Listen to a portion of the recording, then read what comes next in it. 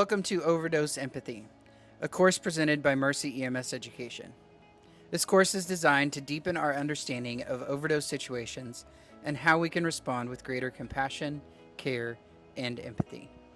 Today, we're joined by two exceptional professionals who bring their unique perspectives and expertise to this important conversation. Christopher Rausch, Battalion Chief of EMS and Special Operations with Springfield Fire Department, brings a wealth of experience from his years on the front lines of emergency response. As a leader in EMS and Special Operations, Chief Rausch will share his insights on how first responders can balance the demands of their role while fostering empathy and understanding for those experiencing an overdose crisis. Alongside him is Michael Montagna, a Missouri Corps consultant and certified peer specialist.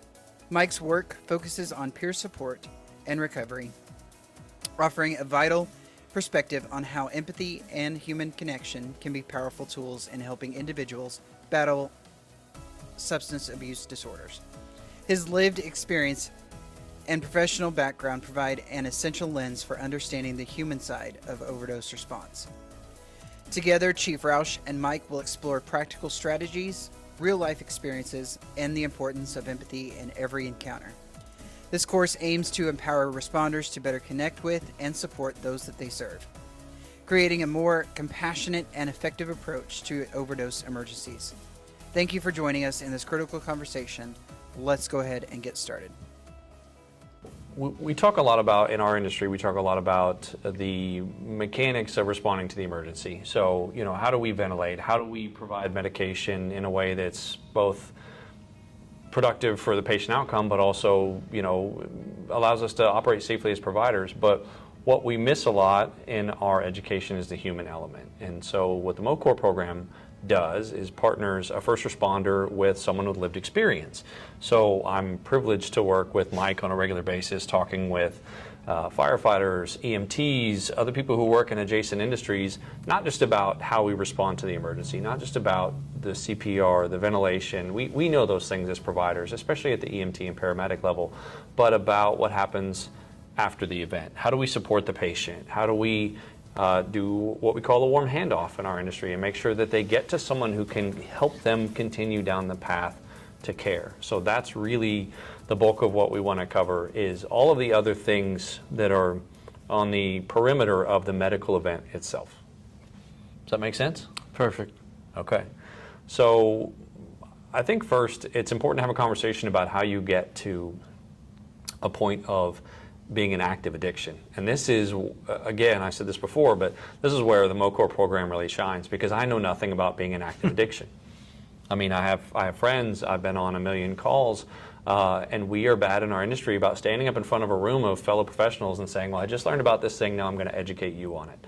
And I think we fail when that happens. So it's important at that point to bring in someone who knows what they're talking about, subject matter expert, somebody that knows about being an active addiction, not only how we get there, but what we then do from there as providers to support that person. So we're talking about mothers, daughters, grandmothers, grandfathers. These are people that are struggling on a daily basis with an extremely addictive drug. How do we get there? Nobody wakes up and plans to be a drug addict or plans to eventually overdose. A lot of these things sneak up on you, and you just fall victim to it.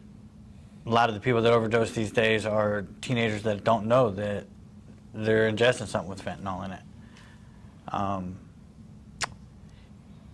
And I think one of the biggest things is that in this day and age, anybody in this room or anybody that ever watches this video has been touched with addiction in some way, shape, or form.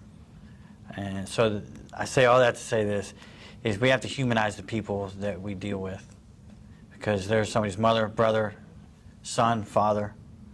They're just as part of somebody's family as you are. That's hard for us as providers, especially when you're accustomed to going out to the same call. Maybe you see the same person. And what is it that you say, what are we really trying to do for these people? I mean, it may not be that on that day when you see this person after this event that they're just going to be healed and cured and they're no longer going to be addicted. So what's the goal? What do we do instead? I think the goal is to be part of the solution and not the problem. When I say that, I'm the professional addict he was talking about. I've been Narcaned. I've overdosed probably a dozen times here in Springfield, and I've had some terrible run-ins with it, and I've had some effective ones where they both planted seeds. I think the people who respond to the overdoses need to remember that in your line of work, that's what you have an opportunity to plant a seed. Unfortunately, you won't get to see it grow, probably, but you have the opportunity to let people know that you are not the enemy, and that society hasn't given up on them like we normally think after an overdose. Okay, so we touched on just briefly on empathy, on humanizing people, and we think and I say I'm speaking for a large population of providers that we've educated over the time that we've been doing this, and we meet people on a regular basis that they think they know what someone looks like that's in addiction, or that it might be suffering from an opioid overdose, which to a point are two different things. However, I'd like to point out our youngest patient last year of the Springfield Fire Department was 18 months. Our oldest patient was 86 years old, and these are children, teachers, doctors. Obviously I'm speaking somewhat generically, but if you have in your mind an idea of what someone looks like who's struggling with addiction, I would challenge that it looks a lot more like somebody that you know, looks a lot more like us. I mean, people who work in our service-based professions are prone to injury, and injury leads to prescription sometimes, and prescription leads to addiction sometimes. So it's important to have empathy for these patients, whether it's the first or the 15th time that you've seen them. Right. That's my thought on it. I mean, you've talked about this, about how easy it is to get jaded and why it's so important to maintain empathy. I mean, what happens when, what do you say to somebody when they're coming out of an overdose? Can I get you anything? Are you okay? Where you got it doesn't matter. How much did you do doesn't matter. Was it opiates? It doesn't matter, because if you, like Chris always says, if you Narcan them and they came back, then it was opiates, whether they accept it or deny it. I was a liar, and I would have passed a lie detector test, swearing I didn't take anything. Yeah. But back to what Chris was just saying, like, and I'm not putting myself down at all, but every convict and every drug addict doesn't they don't walk around with tattoos all over them or look like a drug addict. Some of them are in different stages of addiction. Some of them may have just started. The women, they can pull it off better than men sometimes. Like, you wouldn't guess in a million years that this person's struggling with addiction. So the best thing you can say to somebody who's coming back, who you just Narcaned, is give them some space and, do you need anything? How can I help you? So not interrogating, but supportive language, recovery-focused language, especially that, we might say, and again, to your point, it doesn't matter what the drug was in that moment. I mean, that will come out later if it's clinically relevant. But yeah, you weren't breathing. You didn't. You barely had a pulse. We gave you Narcan. Now you're breathing. It's pretty easy to draw the line of correlation there between what was in your system and what the what the Narcan did for you. That right there is your guys' magic window right there. Bam. When they come out of an overdose, we're groggy. We're kind of mad because we're not high anymore. Some of us may have gotten thrown into withdrawals, depending on what stage our habit's at. But your window is right there, whether you are part of them or part of the solution. When I say them, just the typical people who talk down to the addicts every day and treat them like dirt, or did this guy just humanize me? He just said, "Am I okay?" That means a lot to somebody who's just coming out of an overdose. Maybe, and here's another thought. Maybe they didn't want you to save them. Maybe they wanted to die. Like the mental health of an addict is terrible. We don't, like I said earlier, we don't do these things because we feel great. We do these things, A, because we need to do it or we're going to feel sick, or B, we're running from trauma. We don't want to feel, period. So the best thing to say to them is just, hey, how can I help you? Do you need water? Do you need something? Don't accuse them, or really, again, none of that. At that point, you've become my enemy. And how receptive, if I've just reversed your overdose, you're sitting up, it's a traumatic situation, how receptive are you going to be whenever I say, hey, this doesn't have to be like this, there are resources, there are people that can help you, there are local people in our area that have been through this that can help you with this?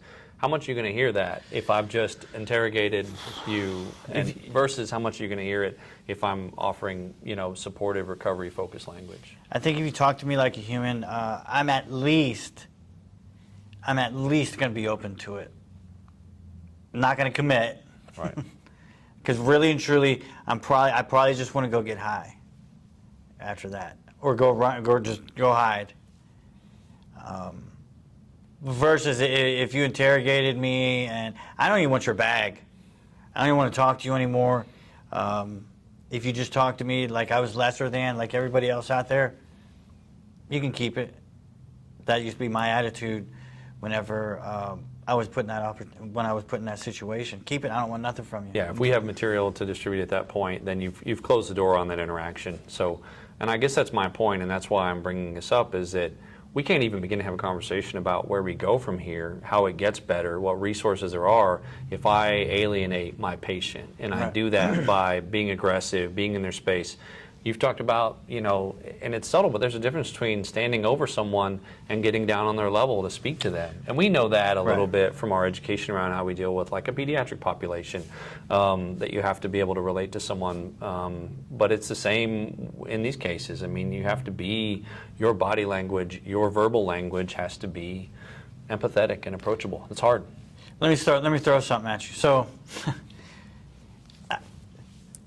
I'm not a big shot at anything that I do, but the person you just Narcan could one day be your supervisor. Some way, shape, or form. Could be your supervisor or a lateral workmate or something like that.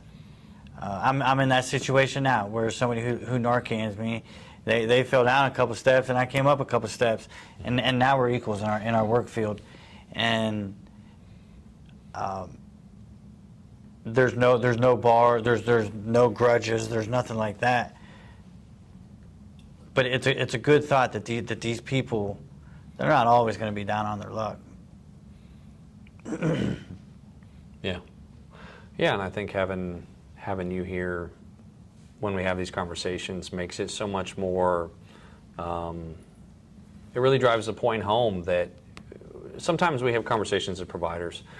Well, what if this person doesn't want my help? What if we don't save them today? I think we have to get out of the mindset that you might save this person today. However, this interaction and the next interaction that you have and all the interactions that this person has with providers, if they're net positive and if they stimulate some degree of motivation, and if we plant that seed, if they have some kind of a referral card in their pocket that you've provided them, then there is an opportunity for growth and there's an opportunity for you to save this person's life. I mean, you have said, and not to keep putting words in your mouth, but I just remember all the things that, we talk about during our training. You said sometimes the best you can do is to keep them alive until the miracle happens. That and stay in your lane. I always like to talk about staying in your lane. I'm not going to try to go put out no house fire because I don't know where to start with it other than throw water on it. That's pretty much. But at the same time, I think a lot of your guys' area is you're not counselors. Your job is just to treat them like humans, keep them alive. Just keep them alive, because like we're about to talk about now, at the hospital they will have an opportunity.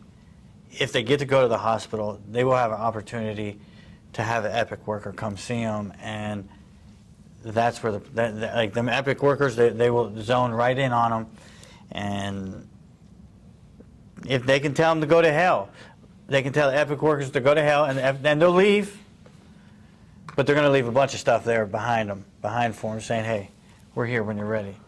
So you're talking about really broader than just Epic. We're talking about advocates.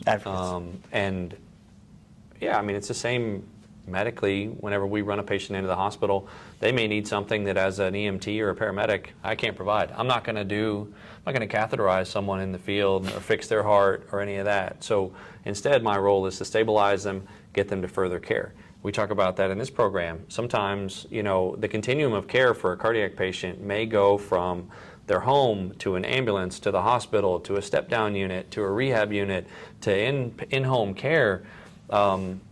Opioids have a huge effect on your physiology and your psychology and your life and your environment, and it can be the same kind of journey where we see them in their home, we see them in the ambulance. That's just the beginning of what can be a long recovery process. And so I think to your point, you know, this is our little part of it. Much like, you know, for a cardiac patient or a stroke patient, we're just performing an intervention in the field, and then we're getting them on to the experts. In this case, the experts we're talking about are advocates who work in this space exclusively, who have been in these people's shoes, people who have come through addiction, people who have, you know, stories like yours that can relate to the patient and help them find resources. So as providers, we're going to treat the overdose. We're going to provide life-saving measures and ensure that they stay alive.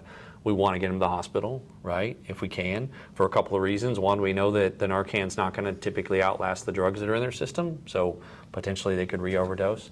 But also, almost as importantly, because that's the bridge to resources. That's where then the advocate can come and meet them, or hospital staff can provide additional resources. And we call that a warm handoff, because instead of just, you know, I would never just drop you at the entrance to the ER, right? If I'm taking you in an ambulance, I want to make sure you get into the hospital. We're going to wheel you in there, and we're going to give a report to the other provider. It's the same when it comes to behavioral health or when it comes to overdose. I want to make sure that you make positive contact with someone that can help you in the next step. So what does that look like? I know we mentioned that we have Epic in Missouri. There are programs in multiple states that have different names with the same function. What happens after we stabilize you, we take you to the hospital? What happens from there? I mean, how does it get better? It's all up to the client at that point. I used to have a barber that he wouldn't, everything would be light and bubbly until he started cutting my hair. Then he felt comfortable to start talking to me about the difficult subjects of life.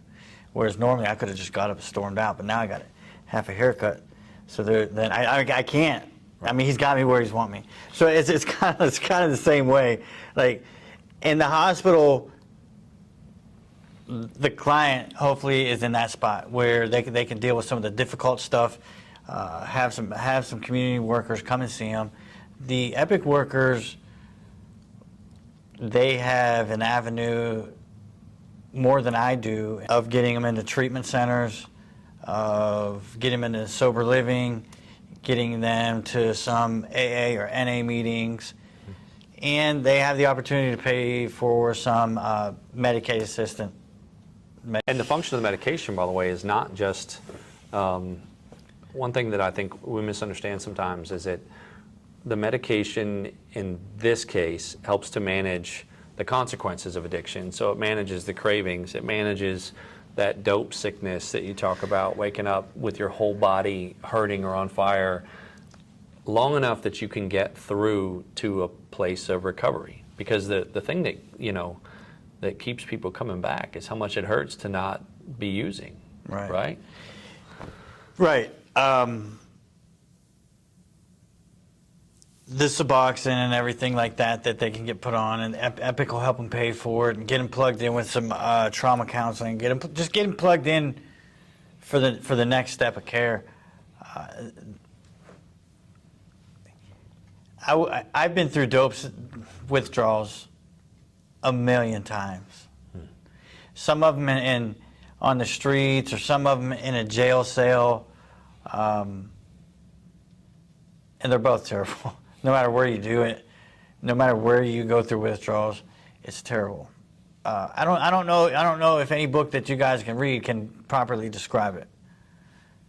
Are we talking about a withdrawal the day after use, or are we talking about precipitated withdrawals immediately post intervention? I mean, can you go into withdrawals just from having been Narcan in the field? Can you experience withdrawal as soon as you're waking up? Oh, science. It's a loaded question. It is. It tricked me on that. I feel like from our conversations that the answer to that is yes. Precipitated withdrawals or something that feels a lot like it can happen in the field. I mean, as soon as this person is waking up, and that goes right back to our conversation about why those critical moments after the event are so important, because you talk about withdrawal like it's the worst, one of the worst things that a person can go through. I'm pretty sure it is. They may be experiencing that as we're interacting with them. And you're right, they may be, depending on the amount of Narcan that's been given them, and I think mixed with how much fentanyl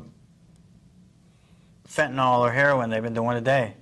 I don't know the magic recipe there, but you can't go into precipitated withdrawals through that, or you can go into precipitated withdrawals if you get put on Suboxone in too short of a time. But regardless, I just can't describe it. Everything hurts. Stuff's coming out of places that it's not supposed to come out of. I would rather go get high than do that. That's what keeps us high, is the fear of that. It is the fear of going through it for 7 days, 10 days, 12 days. Yeah, so not to plug the slideshow, but what you're talking about is the difference between going from your normal emotional and physical state to euphoria when you first start using, to something where you just feel like you've got to get unsick, or got to get well. I mean, what's that like? Starting off at normal baseline, some people that's normal just baseline is just blah. So when they feel that first sense of euphoria, nobody wants to come down off of that. Right. And an addict is predisposed to being an addict normally. I don't know if there is an addict gene or whatever, but I know I have it if there is. Because the first time I did opiates, I never wanted to come down again. And when I didn't have a choice after 7 or 8 days of doing them, that's when I felt my first sign of withdrawal, and it was something I never wanted to feel again. So at that point, every nerve ending in your body in your body is standing on end, and everything hurts. So therefore, the addict cycle is to go out, rob, steal, manipulate, whatever, however we got to do to get high. Let me take that word back, not to get high. I just don't want to be sick anymore. That's my main goal. Getting high, yeah, that'd be great. But I just want my body to feel okay. I just want to get better. That's what my saying was. I just wanted to get well, unsick. Then I can worry about getting high later, because right now I feel like I'm gonna die if I don't put something in my body. And these are the things that if they went into precipitated withdrawals after you guys Narcan them, this is where they're at. Everything hurts. They're crabby. No, I don't want your damn bag. Yeah. Well, this is a learning point for me as we started working together, that I can remember being a young firefighter and going into a home where someone was using and they had a child that was crying, and just thinking, how can you live like this? And you see that your kid is miserable. Like, how can you not be a better parent? And what I've learned through this work, especially as we get down into this phase of tolerance and physical dependence, where wake up at rock bottom and we're just trying to, the person is using to try to be functional, that in this case, for my anecdote, this mom is trying to be a mom. That's what she's using to get unsick so that she can take care of her kids. And this is we're not trying to make excuses for choices or behavior. The behavior itself is obviously, you still have a, a problem there. But if we can start to understand how a person got here, then it goes a long way to building our resilience as providers and being able to come in and say, okay, I'm going to try to help this person today. I'm not going to be jaded or burn out, but it gets better, it can get better. They're in this place involuntarily based on a traumatic history, but perhaps, or other things that we don't know or can't understand about their life leading up to this point. But unless we help them, then it doesn't get better for them. That situation that we're concerned about isn't going to go away on its own. And so, as you said, you have that window of opportunity to treat them like a human being, to try to provide them resources, to make that referral, the warm handoff to the hospital, to the advocate, to get them connected to resources to further care. And if we just walk away, or we don't treat them with respect, or we're not professional, and they, shut down, they don't want to hear anything we have to say, then it's not going to get better. Not for them. Right. So me and Chris we did a lot of trainings this last year, and I'd say 90-95% of the people were receptive. There's a couple that were not. Meaning, why Narcan? They're just going to do it again.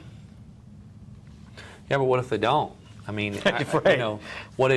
What if you weren't Narcan and you weren't here today? If you don't mind Right. my No, sharing that's that, I perfect. mean, you're usually pretty public about that. But this is what happens. I love teaching with Mike because I'm able to tell people this is what happens when we succeed. We do CPR all the time, and it doesn't always go our way. It doesn't always go the way that we want it to for the patient. We perform other maneuvers and procedures, and what we consider a win doesn't always come.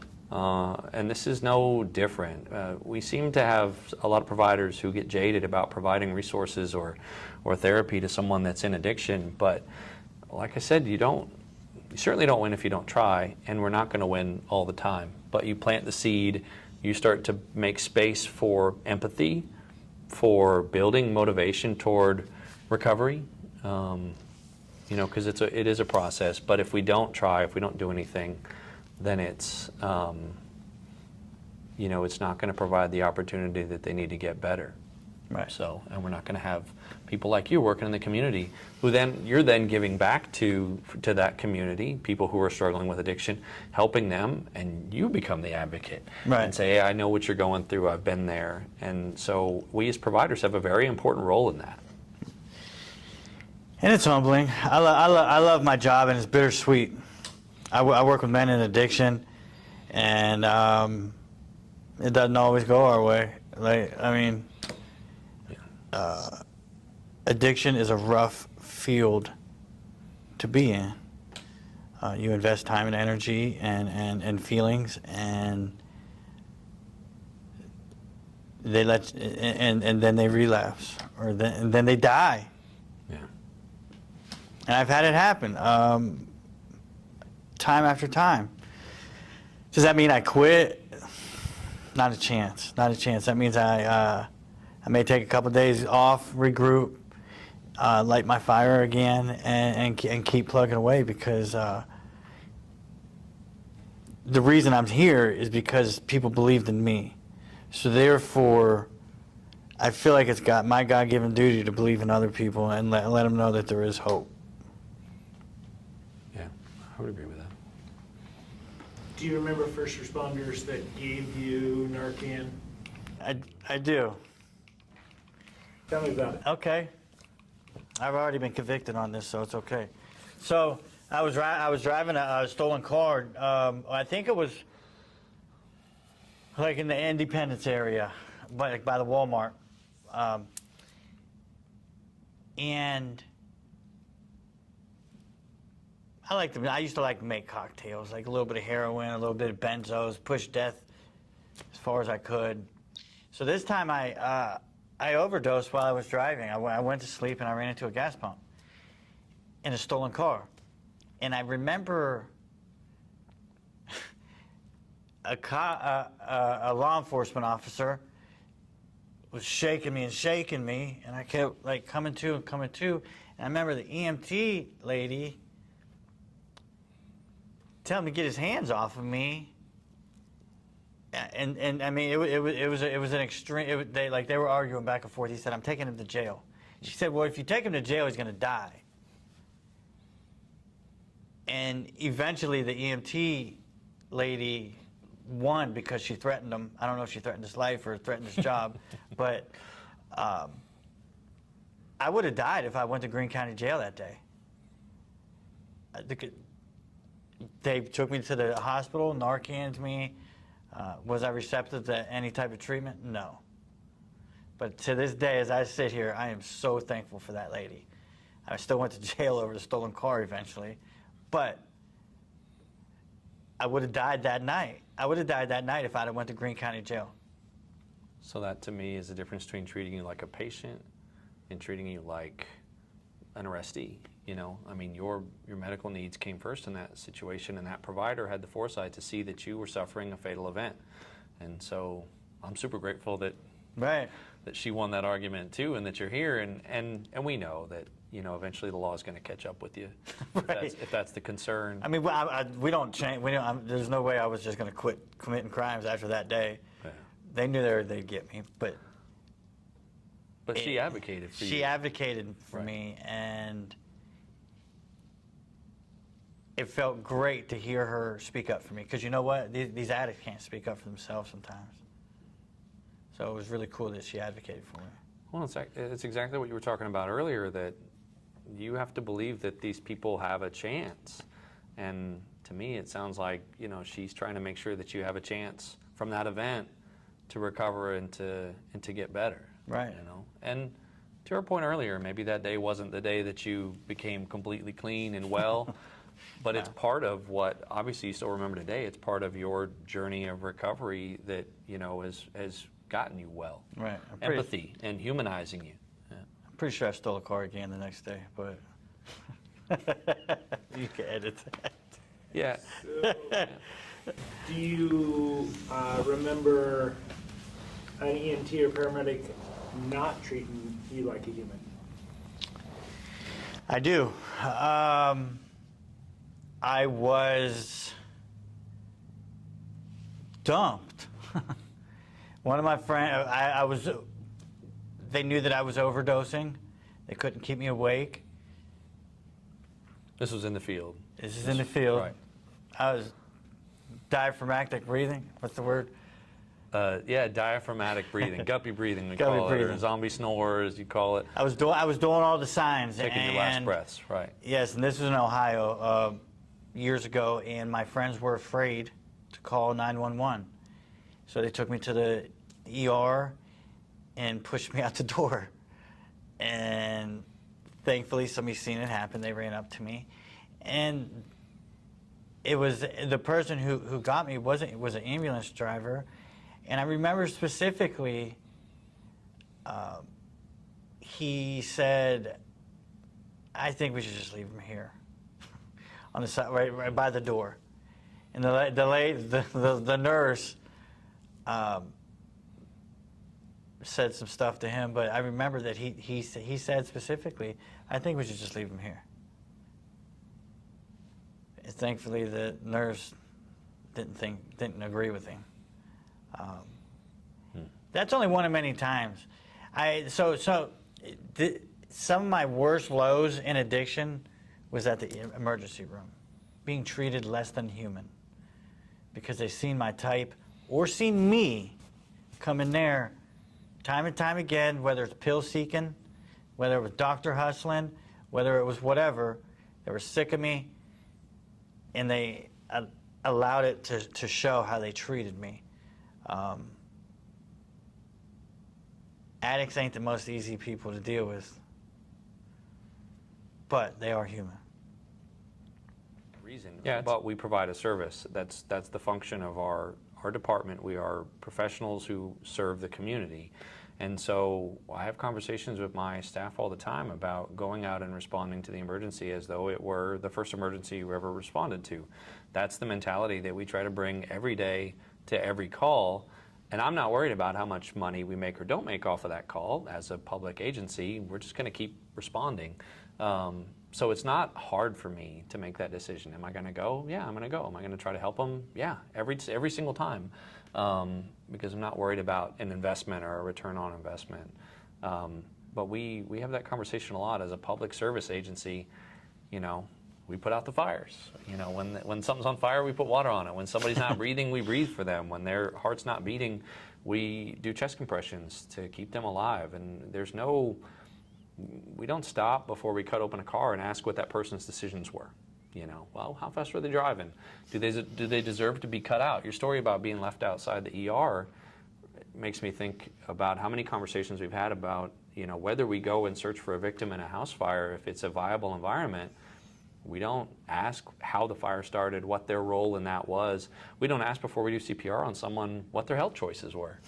They're in an emergency and they need our help, and we help them. It's super simple for me as a public servant and for our folks. But, you know, we just want to bring that same emergency response mentality to the opioid epidemic. People need help, and we're here to help them.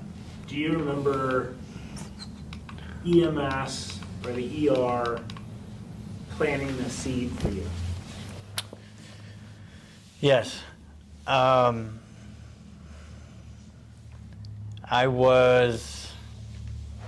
don't know what hospital I went to here. I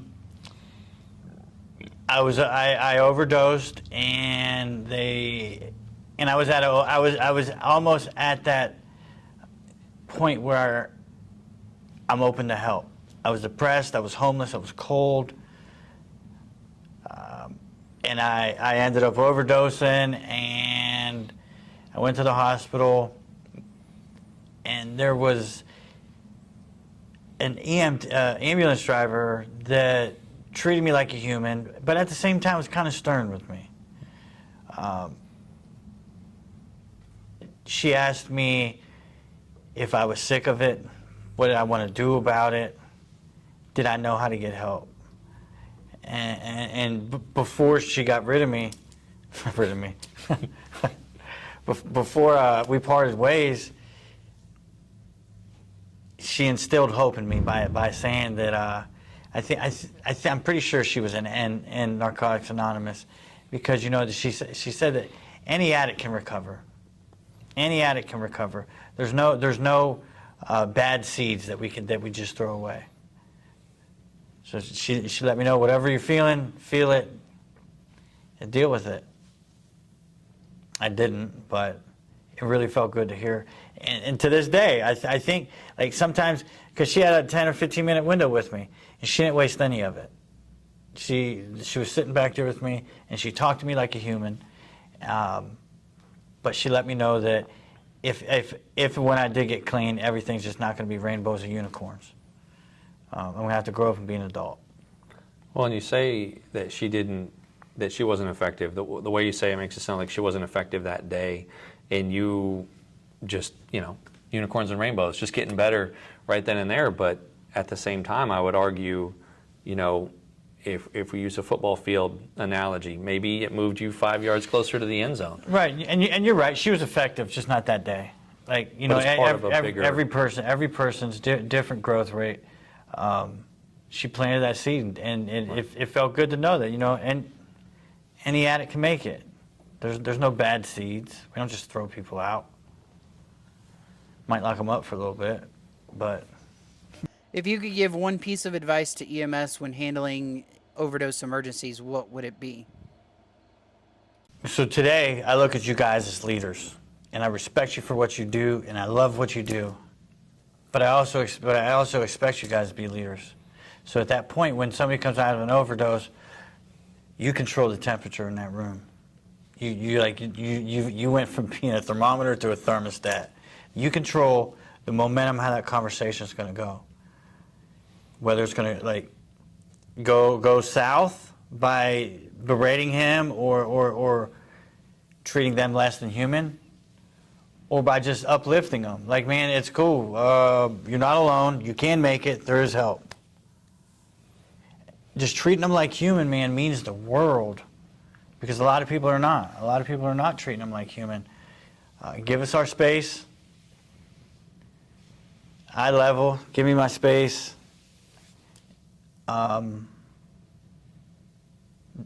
and reassure me that I'm not going to jail. Just kidding. Yeah, if you can. The peer aspect is invaluable. I mean, you've talked about that. It's without parallel. So what does that look like in terms of referral to a peer? That's a person that knows what you're going through if you're in active addiction. Referral to a peer through the EPIC program, or like just not the EPIC program, but any type of behavioral health program, Burl or PFH or wherever.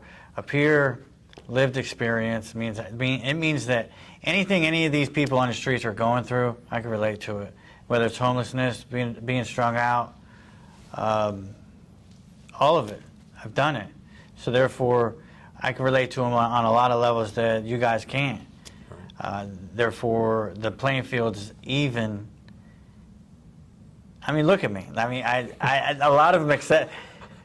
My tattoos open doors that to a lot of people would be forever closed. Like, people feel more comfortable talking to me because I look like I've been through the ringer a couple times. I think you look great. And I use it to my advantage to break the barriers, to let them know that there is hope out there, that you can kick ass and help other people. Awesome. As we conclude this course on overdose empathy, let's reflect on the key takeaways that underscore the importance of empathy, respect, and our role as EMS providers in supporting overdose patients. Firstly, it's crucial to remember that addicts are human beings who deserve our respect and compassion. Every person we encounter in an overdose situation is someone's father, mother, brother, sister, or friend. They are not defined by their addiction, but by their humanity. In our line of work, we often have only a brief window of time, sometimes just 15 minutes with these patients. Yet, in that short period, we have the opportunity to plant seeds that can help guide them toward recovery. A kind word, a gesture of understanding, or simply treating them with dignity can make a profound difference. Stay in your lane as EMS providers. Our job is not to solve every problem, but to keep them alive until the miracle happens. We are there to stabilize, support, and provide care without judgment. We don't know the full story of what has led someone to this point in their life, and it's not our place to judge. Instead, our role is to offer the best possible care and support.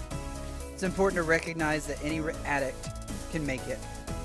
Every individual has the opportunity to overcome their struggles with the right support and opportunities. Our job is to ensure that they have that chance by keeping them alive today so that they can pursue recovery tomorrow. By embracing these principles, we not only fulfill our responsibilities as responders, but also contribute to a more compassionate and understanding approach to overdose care.